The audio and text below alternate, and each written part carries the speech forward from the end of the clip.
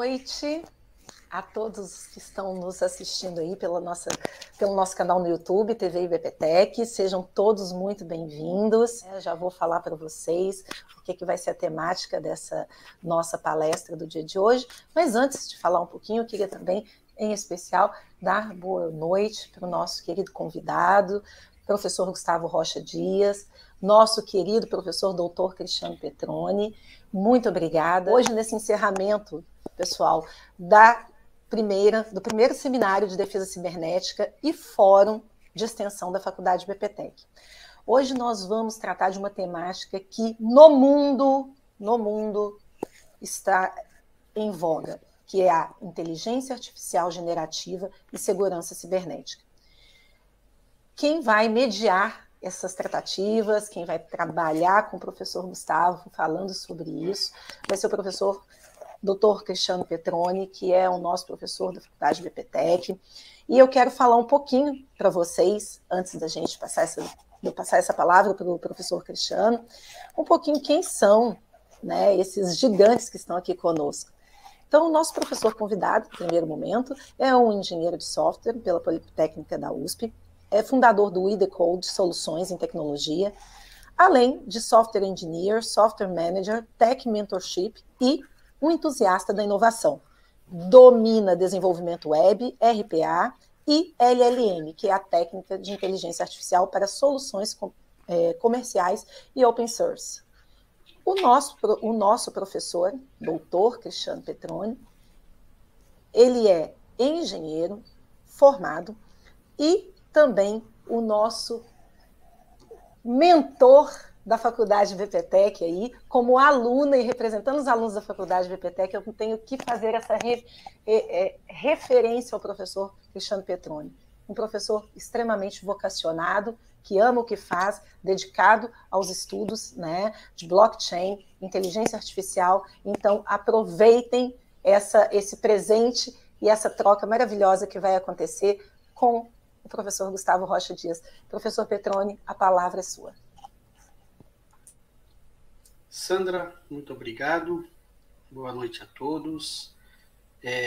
Boa noite também ao pessoal que cuida da nossa infraestrutura aí na TV IBPTech, bem como da Faculdade IBPTech. Enfim, agradeço a eles, pois sem esse ar do trabalho a gente não tem esse ambiente funcionando aqui no ar como está, né? A gente tem muita segurança em trabalhar com essas pessoas maravilhosas que nos conduzem tecnicamente com relação à infraestrutura e principalmente nos apoios que nos dão.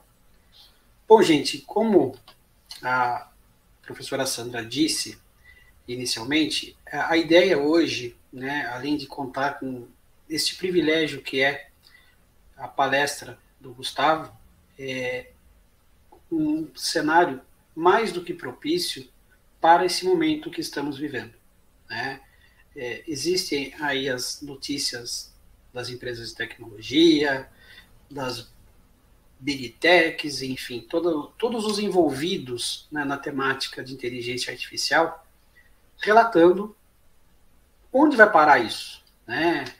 Saíram aí as situações de para seu desenvolvimento por 6 meses, porque está tomando proporções que nós não imaginaríamos, né?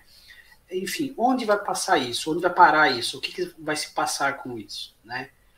Penso eu que tudo que é bem-vindo do ponto de vista tecnológico deve ser aproveitado, né?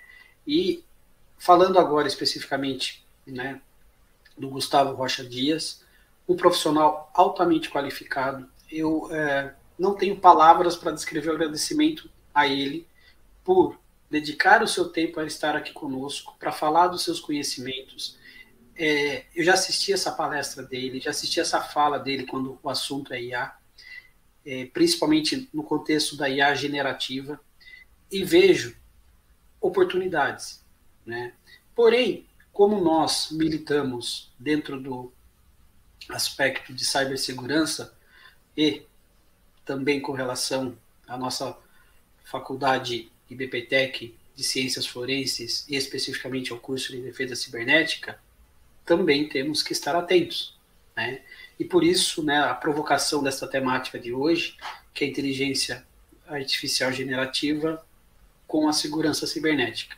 Então, temos que ter esta preocupação, esta precaução com relação às aplicações, mas, antes de tudo, uma questão muito interessante e, acredito, provocativa.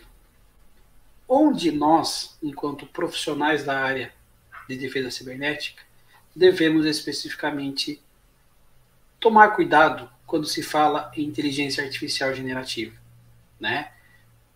Qual vai ser a grande, ou quais serão os grandes caminhos que seguirão? E por isso, ninguém melhor do que o Gustavo para falar disso.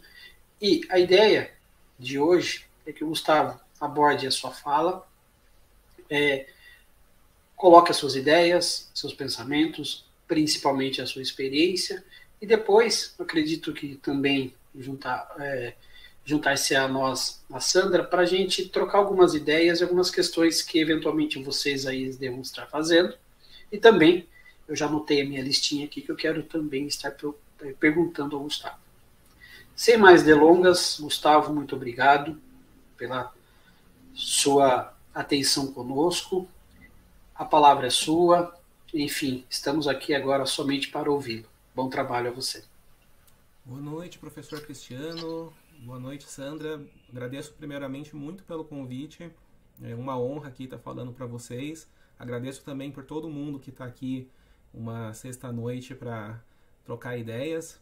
É muito legal de ver que as pessoas que buscam conhecimento, que buscam aprender mais, que têm essa curiosidade.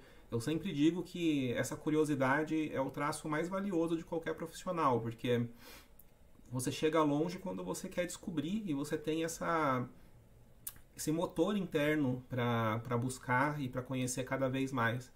Então, esse é um tema muito curioso. Eu realmente, quando comecei a estudar sobre ele, eu fiquei fascinado, porque eu falei assim, caramba, isso daqui é um pequeno milagre, assim, vamos entender como é que funciona, porque é incrível. E aí eu comecei a estudar por conta própria e acabei colecionando aí uma série de ideias que eu vou compartilhar com vocês hoje. Então, essa palestra eu gostaria que fosse mais um bate-papo do que uma coisa muito formal, para não ficar cansativo também. Então eu separei alguns tópicos, eu não cheguei a montar uma apresentação, mas eu separei alguns tópicos aqui para falar para vocês. Qualquer momento vocês podem mandar perguntas aqui no chat, se eu conseguir eu ligo direto com o que eu estou falando, senão depois o professor Cristiano compila isso e a gente transforma numa parte mais de perguntas e respostas mesmo. Mas isso daqui tudo são coisas muito novas, são coisas que eu estou aprendendo junto com vocês também. Todo dia tem novidade. Eu costumo brincar que você não entra um dia nas redes sociais sem ter uma novidade nesse assunto, né? Então é algo realmente muito dinâmico, muito de vanguarda, e a gente vai conversar hoje sobre algumas coisas, mas amanhã certamente vão aparecer mais. Então, só para explicar um pouquinho do que é a inteligência artificial generativa, a inteligência artificial, ela primeiro foi criada para identificar coisas, para medir. Então, por exemplo, quando eu estava na faculdade, em 2008, era muito difícil um programa que identificasse fala, por exemplo. Então não tinha ainda Alexa, não tinha Siri. Para você conseguir, do ponto de vista matemático, transformar a fala em uma string de texto, né? É um processo muito sofisticado. Não tem uma modelagem simples matemática para fazer isso. E esse problema ele foi resolvido com o uso de redes neurais. Então, você cria uma estrutura matemática que imita um cérebro, né? E aí você treina com um volume grande de informações e essa rede, ela modela de forma meio que autônoma, assim, ela modela automaticamente, conforme ela vai sendo treinada, qual texto que está ligado a qual fala. Então, hoje é uma coisa da nossa realidade. Você vê a Siri, você vê a Alexa, a parte de reconhecimento facial também já funciona muito bem. Então, hoje em dia é muito comum em portarias você já entrar com reconhecimento facial, que Até alguns anos atrás era coisa de ficção científica, mas hoje já é uma realidade consolidada. Aquele negócio de você se identificar no banco, todo mundo deve ter visto aqui, você abre o app do banco e aí você usa um videozinho do seu rosto para provar que é você.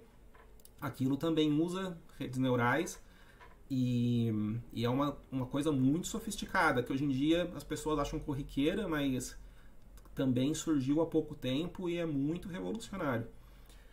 Agora, isso é a inteligência artificial que eu diria que é identificativa, não generativa. Ela é para identificar informações.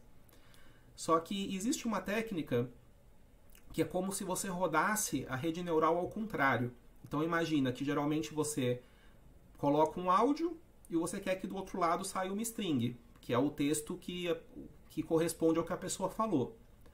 Só que imagina que você desenha essa estrutura matemática para funcionar ao contrário. Então você passa uma string de texto e você busca que ele gere uma voz correspondente àquele string de texto. Então, quando você faz isso, você está usando uma inteligência artificial generativa, porque você está gerando uma informação mais complexa a partir de uma mais simples, né?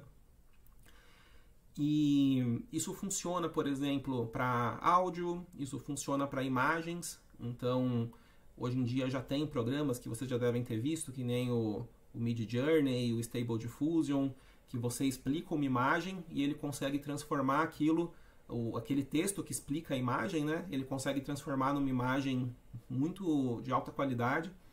Isso funciona da mesma forma. Primeiro foi criado o algoritmo que transformava a imagem em texto, que identificava o que tinha naquela imagem, e aí, usando uma técnica para rodar ele ao contrário, você consegue, a partir da descrição da imagem, gerar várias opções de imagem que atendem àquela descrição.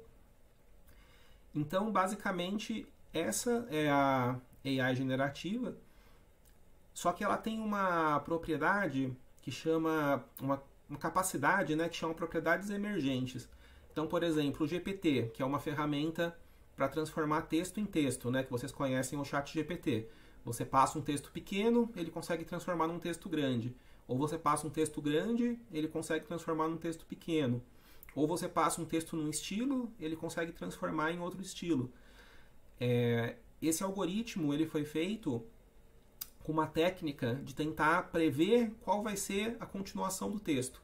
Então você pega uma rede neural, treina ela com uma quantidade muito grande de textos. Com isso, você consegue que ele estatisticamente consiga dar probabilidades de como que cada texto continuaria. E aí, quando você dá um texto que ele nunca recebeu, ele consegue complementar aquele texto de uma forma coerente, usando as estatísticas que ele guardou dentro da rede neural dele. Inicialmente, a ideia de fazer esse algoritmo ele era muito mais para identificação, por exemplo, de emoção do texto. Então, por exemplo, você dá muitos textos que a pessoa escreveu nervosa. E aí eles usavam para saber se a pessoa escreveu aquele texto nervosa, ou se ela escreveu triste, se ela escreveu feliz. Usava isso, por exemplo, para review de produtos. Então, para você automaticamente descobrir se a review de um produto era positiva ou negativa. Você usava isso para notícias de mercado financeiro. Então, por exemplo, saiu uma notícia do mercado financeiro, antes de um ser humano conseguir ler, o algoritmo ele já processava aquilo e decidia se aquela notícia ia ser provavelmente positiva para a empresa ou negativa para a empresa. E isso já fazia robôs de negociação na Bolsa de Valores serem acionados para tentar mudar o preço daquela ação. Então, o que acontece? As propriedades iniciais eram essas, mas conforme foram treinando redes neurais maiores, que nem o GPT-3, que tem mais de 100 bilhões de parâmetros, né? Cada parâmetro, no caso, é um peso entre dois neurônios da rede neural do algoritmo, né? Então imagina que tem mais de 100 bilhões de conexões entre neurônios num algoritmo que nem o GPT-3. E quando criaram uma rede desse tamanho, ele começou a ser capaz de fazer coisas que as pessoas não esperavam. Então, alguns exemplos, assim, transformar texto em poesia, trocar o estilo de um texto para outro. Você pode passar um texto e falar assim, reescreve esse texto como se fosse uma batalha de rap. Aí ele consegue fazer aquilo, que é uma coisa que ele não foi treinado para fazer especificamente isso, mas são propriedades que emergiram. E devido a esse tipo de propriedade que surgem grande parte desses riscos de cibersegurança, porque talvez esses algoritmos eles vão ter possibilidades que a gente não imagina hoje. Podem surgir novas capacidades deles que a gente ainda não previu e não se preparou. Aqui eu vou listar com vocês hoje algumas das que já estão no radar, que as pessoas já imaginam que vai ser possível, mas a gente tem que estar atento porque podem surgir novas a qualquer momento e as pessoas podem descobrir, e isso vai exigir uma readequação do mundo todo. Então, eu vou começar pela, talvez, a que é mais óbvia, né? Que é a imitação através de inteligência artificial. O que é isso? É você imitar que você é uma pessoa quando você não é. Isso já existe, já acontece. Então, você tem programas, por exemplo, que conseguem alterar o tom de voz da pessoa. Então, eu posso estar falando e esse programa foi treinado com a voz do professor Cristiano e eu consigo transformar a minha voz numa voz que parece a dele. Então, imagina que eu ligo, por exemplo, para um familiar dele, uso esse programa para transformar a minha voz numa voz parecida com a dele e acabo enganando a pessoa. Isso daí é muito grave porque hoje em dia as pessoas confiam muito em ligações telefônicas e principalmente se tem a voz da pessoa, a chance de obedecer um comando que aquela pessoa deu é muito grande. Então, imagina que numa empresa alguém modela a voz do presidente da empresa, liga para a secretária dele e fala, por exemplo, para a equipe de TI resetar a senha dele. Então, dificilmente com um telefonema desse ele vai ser questionado e vão fazer ele provar a identidade dele. Então, o mundo vai ter que se readequar para não acreditar tanto em ligações que tem a voz da pessoa. Você realmente, recebendo uma ligação, você vai precisar de uma prova mais concreta de que a pessoa é a pessoa do que só ouvir a voz dela. Isso também já vai acontecer com aparência física. Já tem casos de pessoas que fizeram entrevistas para empresas, usaram programas de deepfake para mudar o rosto delas durante a chamada de vídeo e com esses programas elas passaram em entrevistas para trabalho remoto com identidades falsas e aí, uma vez que elas ganhavam acesso aos sistemas, elas roubavam os dados. Isso já aconteceu também, já é um caso público e é um risco. Então, também, um funcionário que você não está vendo pessoalmente, você está vendo por vídeo, você também não tem mais como ter certeza da identidade dele, porque tanto vídeo quanto voz, usando essas técnicas, eles podem ser alterados e uma pessoa pode se passar por outra. É um tipo de terrorismo digital. A gente não sabe até onde isso pode chegar, porque por enquanto ainda são pessoas se passando, mas daqui a pouco, que nem eu vou falar, daqui a pouco podem ser bots fingindo que são pessoas, e aí vai ser uma situação ainda mais complicada. Outro ponto que eu queria falar é a questão dos CAPTCHAs, porque quando o CAPTCHA surgiu, ele era simples, assim, era um texto que você lia e digitava o que aquele texto estava escrito. Naquela época, as redes neurais elas tinham muita dificuldade ainda de identificar texto. E por ironia, os dados que as pessoas foram preenchendo os CAPTCHAs foram usados para treinar as redes neurais, para elas aprenderem como que reconhecia texto. E agora, se você vai ver as redes neurais, elas já são com imagens.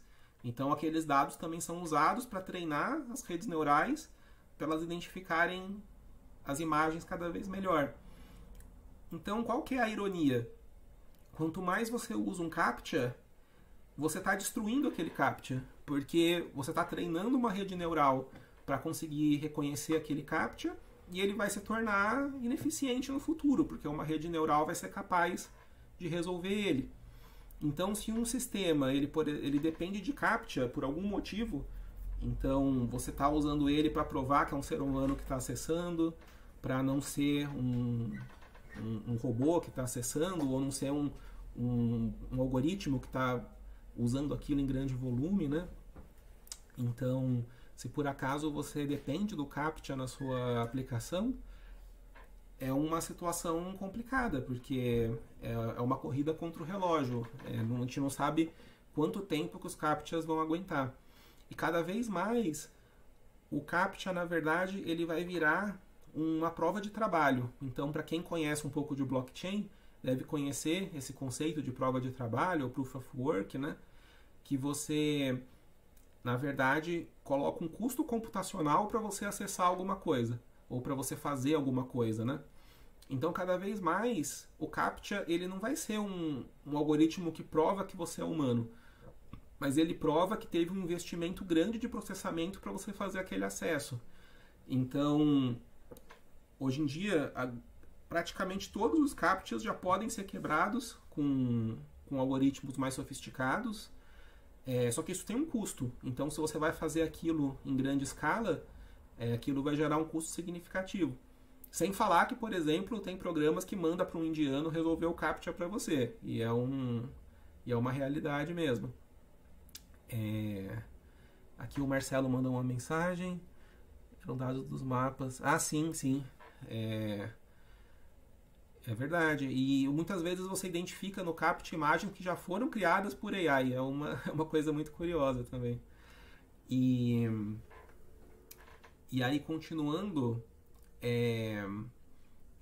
Então, cada vez mais a gente tem essa questão dos CAPTCHAs como um risco também. Isso aumenta o risco de ataques de força bruta, por exemplo, porque você, tendo uma AI eficiente para quebrar o CAPTCHA, muitas vezes você consegue ter uma chance maior do seu ataque de força bruta funcionar. Você tem esse problema também de um bot fingir que é uma pessoa, né? Então você quer, por exemplo, que o bot prove que ele não é um bot. Mas ele pode usar algum algoritmo para contornar o seu CAPTCHA e parecer que é uma pessoa. Então isso também é um problema que nós vamos encontrar. Tem outro problema que é até a questão de sites falsos, porque hoje com a questão de gerar texto, né? Tem sites que são completamente criados por AI em grande volume, então são muitos sites criados automaticamente, um apontando para o outro, que para uma pessoa que não está ali muito atenta, aquilo já parece que é uma rede de sites verdadeira, mas aquela rede ela é totalmente artificial, não teve uma curadoria humana, não tem informações realmente confiáveis, e ela está tão complexa, apontando uma para outra, que até o algoritmo do Google está começando a ter dificuldade, porque o algoritmo do Google ele depende de um site apontar para o outro para saber se aquele site é relevante.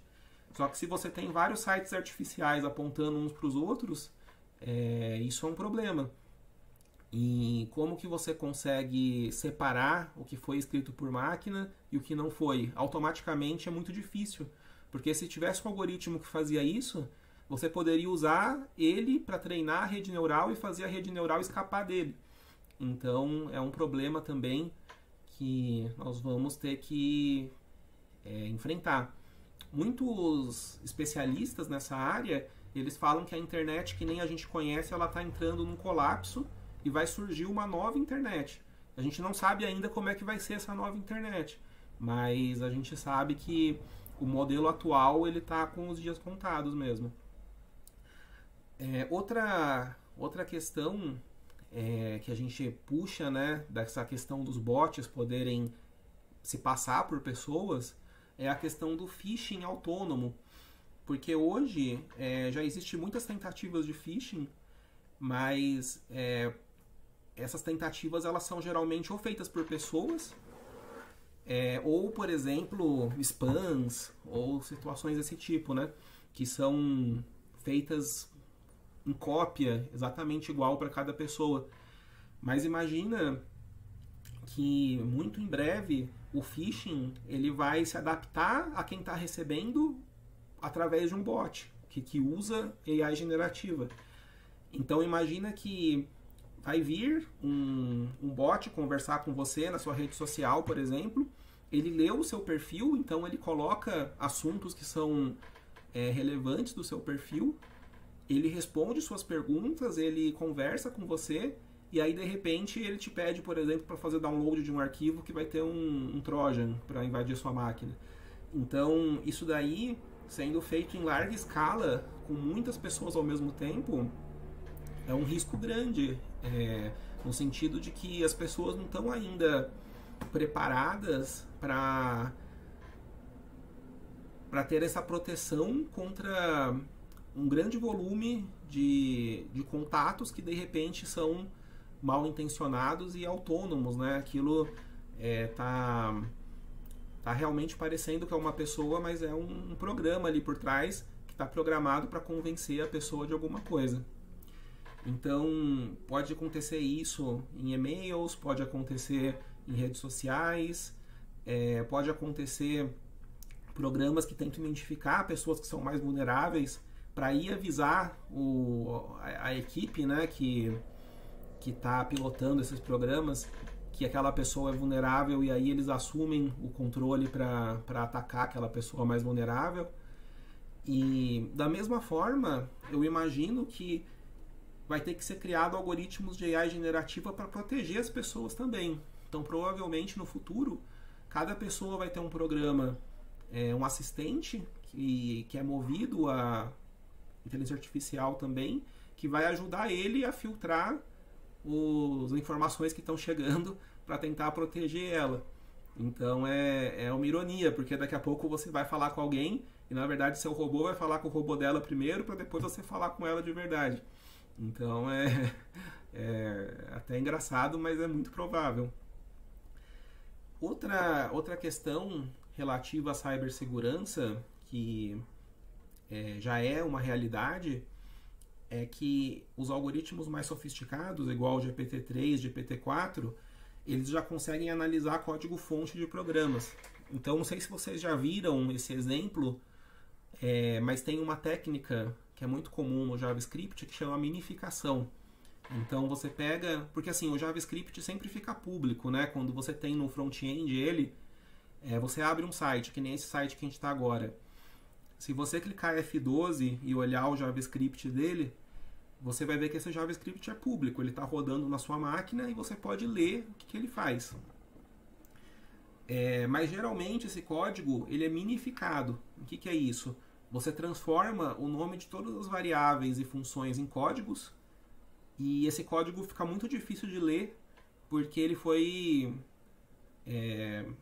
renomeado tudo, né? Então ele fica parecendo que é sem sentido, porque você não consegue entender o que cada variável, cada função está fazendo tão fácil. Mas esses algoritmos que nem o GPT-3 e o GPT-4, eles conseguem desfazer a minificação.